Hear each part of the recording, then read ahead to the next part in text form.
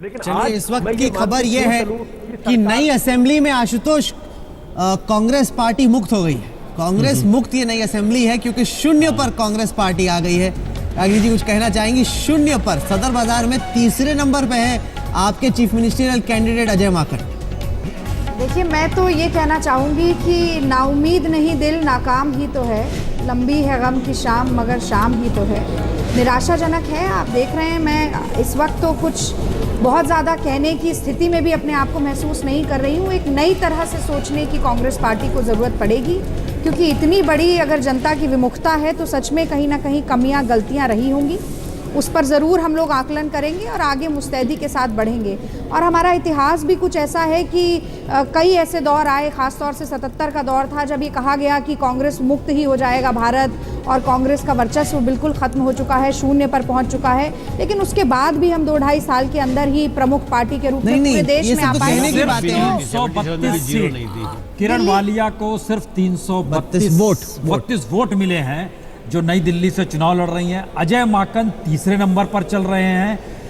कांग्रेस के लगभग 60 उम्मीदवार जो हैं वह तीसरे नंबर पर हैं। ये एक स्थिति है कांग्रेस की मौजूदा दिल्ली विधानसभा के भीतर में।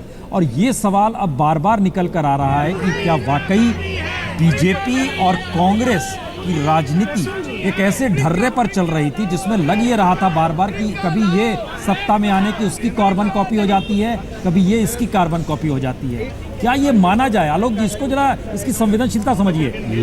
बीजेपी का कांग्रेसीकरण हो रहा था संघ परिवार ने, इसीलिए नरेंद्र मोदी को भेजा था। ये आरोप लगाया था खुले तौर पे। कांग्रेस और बीजेपी की आर्थिक नीतियों में कोई बहुत अंतर नजर नहीं आता। क्या ये एक वाकई सिर्फ एक गुस्सा है या फिर ये माना जाए कि एक बदलाव होने की दिशा में उठा हुआ कदम है? देखिए, कांग्रेस हेडक्वार्टर के दफ्तर की हम तस्वीर भी दिखा रहे हैं स्क्रीन पर। कैसा सन्नाटा पसरा हुआ है वहां पे प्रियंका गांधी के नारे प्रियंका लाओ के नारे शुरू हो गए वहां पर। फिर हर दफा होता कुछ नहीं है, उसके बाद होता है, हर चुनाव के बाद होता है, हर हार के बाद होता है। और दूसरा सबसे बड़ी बात ये है कि इस बार भी इस्तीफे मतलब जैसे राहुल गांधी जिम्मेदारी क्यों नहीं लेना चाहिए, जबकि टिकट का बंटवारा प्रसून जी आपके भी समानता बताते होंगे कि ज़्यादा बड़ी कमान राहुल गांधी ने संभाली थी और सोनिया गांधी काफ़ी हद तक निर्णय स्वयं नहीं कर रही थी। उन्होंने सब कुछ जिम्मेदारी राहुल गांधी पर छोड़ दी।